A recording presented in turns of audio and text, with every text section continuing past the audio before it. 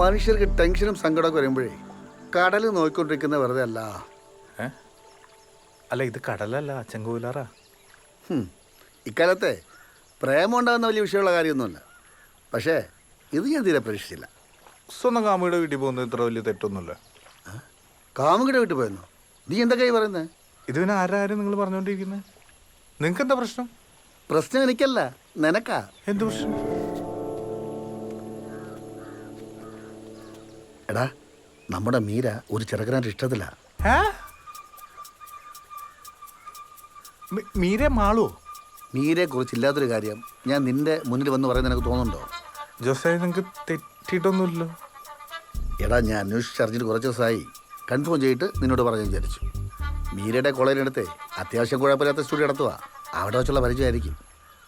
ഡാ, ചെറുക്കൻ്റെ പേര് ഡിസ്നി ജെയിംസ്. ക്രിസ്ത്യാനിയോ?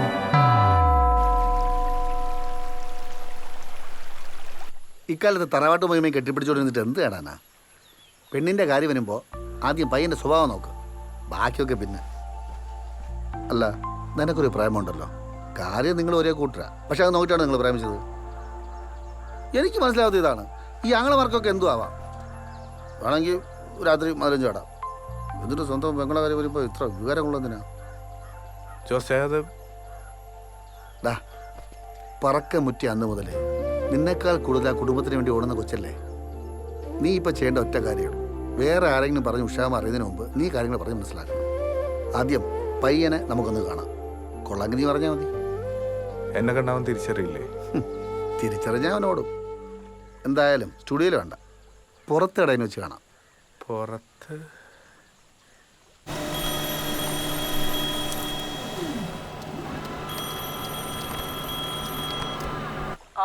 എടാ, നിനക്ക് മാട്രിമോണിയലിൽ ഒരു പ്രൊഫൈൽ ഉണ്ടാക്കുന്ന കാര്യം പറഞ്ഞില്ലേ? അതിന് നമുക്ക് കുറച്ച് ഫോട്ടോസ് വേണം. നീ നാളെ നല്ലൊരു ഡ്രസ് ഇട്ടിട്ടേ ഉച്ചയാകുമ്പോൾ കല്ലേലി തോട്ടത്തിലേക്ക് വാ. എന്താ പെട്ടെന്നൊരു ബോധോദയം?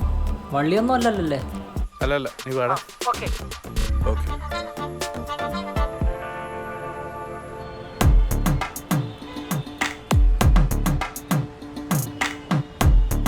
വാ, ഇതാണോ? ആ, ഇത് തന്നെ. വാ.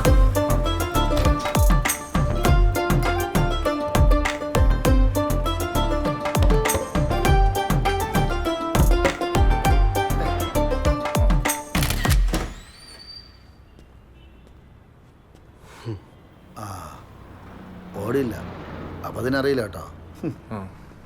ഫോട്ടോ എടുക്കാനാണല്ലേ? ഞാൻ നേരത്തെ വിളിച്ചിരുന്നു, മാട്രിമോണിയിൽ കൊടുക്കാനേ. കല്ലിൽ തൊട്ടിട്ടുണ്ടേ, അതാവും നല്ല സീനിയറൊക്കെ ഉണ്ടല്ലോ. സീനിയർ, ശരി. ആക്ച്വലി നിങ്ങൾക്ക് വേണ്ടി ഞാൻ വെയിറ്റ് ചെയ്തിരിക്കുമായിരുന്നു. നമുക്ക് എന്നാൽ അങ്ങോട്ട് പോവാം. ഓക്കെ അല്ലേ?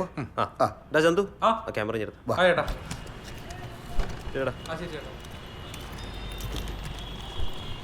ചേട്ടാ, എന്തായാലും നമ്മൾ ഒരു വഴിക്കല്ലേ, ഈ വണ്ടി പോവാം. വെറുതെ പെട്രോൾ അടിച്ച് പൈസ കളയണോ? കണ്ടോ, സാമ്പത്തിക ഭദ്രത ഉറപ്പാക്കുന്ന പയ്യനാ. കൊള്ളാം.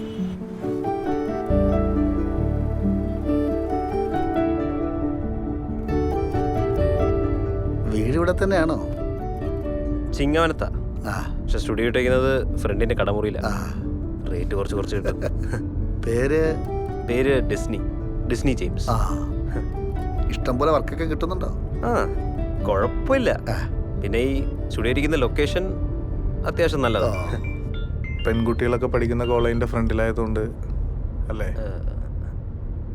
അല്ല, നിങ്ങളുടെ സ്ഥലം? ഞങ്ങൾ ഇവിടെയൊക്കെ തന്നെ ഉള്ളവരാ. കോളേജിന്റെ മുന്നിലായോണ്ട് സൗകര്യമാണല്ലോ. ചേട്ടൻ ഉദ്ദേശം എന്താണെന്ന് എനിക്ക് മനസ്സിലായി. എൻ്റെ പൊന്നു ചേട്ടാ, MBA വരെ പഠിച്ച ആളാണ് ഞാൻ. ഈ ക്യാമറ വെച്ചാൽ എൻ്റെ ലോൺ മൊത്തം അടച്ചെടുത്തു. പിന്നെ എൻ്റെ താഴെ ഒരാളുണ്ട്, അവളെ കെട്ടിച്ചു വിടുകയും ചെയ്തു. അല്ല, ഇത്രയും സുന്ദരിമാർ പഠിക്കുന്ന കോളേജിന്റെ മുന്നിൽ സ്റ്റുഡിയോ ഇട്ടിട്ട് ില്ലെന്നൊക്കെ പറഞ്ഞ അങ്ങനെ ആരും ഇല്ലെന്ന് ഞാൻ പറഞ്ഞില്ലല്ലോ. നമുക്കുണ്ട് ഒരാള്.